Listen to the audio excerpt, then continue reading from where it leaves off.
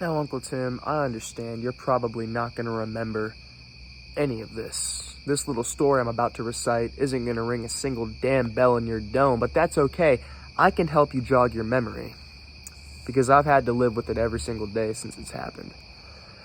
A couple of years ago, you and I started to get a little bit closer on a personal level, but despite the fact that our personal relationship was growing stronger, that never once changed how I viewed your status professionally. You were always and still someone to be revered, always and still someone to be held in the highest of regards for their skills, for their talent, and for their mentorship.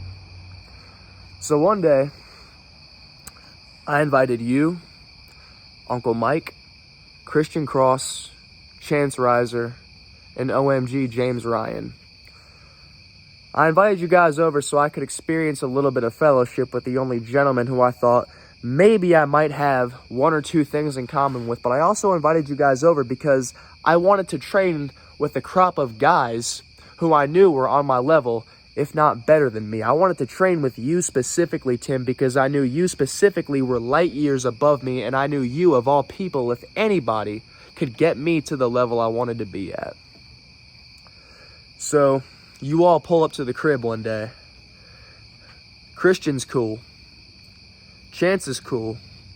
Mike is cool. Believe it or not, OMG was an absolute sweetheart, but you, Tim, you were the only one who had some sort of stick up his ass. To this day, I still don't know what I did or said to you, because we had been training. Maybe I was blown up and out of breath, and maybe I said something to you in an iffy tone and you took offense to it. I don't know, but what I do know is that I opened my ring for you to train in. I let you sit at my table and eat my food. I welcomed you into my house, and you treated me like I was the damn guest. You started dressing me down. You started talking to me a certain kind of way. You tried to tell me what I could and couldn't say in my own house. I understand this is a cold business in an even colder world, and if you can't take a little bit of verbal abuse, then it's in your best interest to switch careers ASAP. But you gotta understand, Tim, that at this point in my life, I've been dealing with disrespect, people walking all over me, people talking down to me, people taking advantage of me because I've always been too afraid to do anything about it. And now I have to deal with it from someone who I idolize, someone who I genuinely look up to.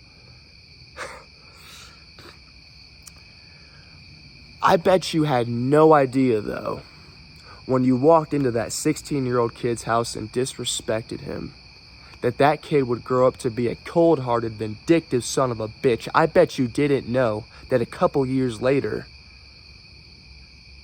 the Carolina Reaper would be getting ready to walk into your house and do the exact same thing to you. Embarrass you, beat you, and even take your championship while he's at it. Uncle Tim, this isn't your nephew. This is the Carolina Reaper. Tomorrow night, Lexington, North Carolina. Beat me if you can. Hang with me if I let you.